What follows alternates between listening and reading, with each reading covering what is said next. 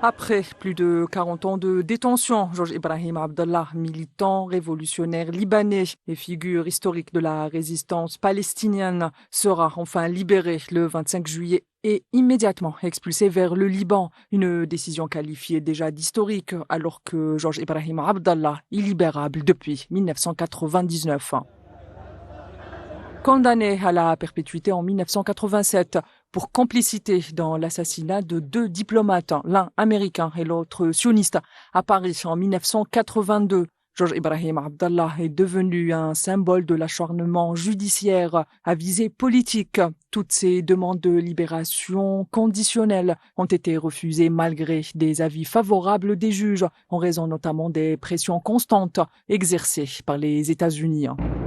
Militant engagé dès sa jeunesse dans les rangs des forces armées révolutionnaires libanaises, il a toujours revendiqué son combat contre l'impérialisme occidental et le sionisme dans le sillage de la lutte de libération palestinienne. Intransigeant sur ses convictions, il a refusé tout compromis en échange de sa libération, devenant ainsi une figure emblématique de la résistance pour de nombreux militants à travers le monde.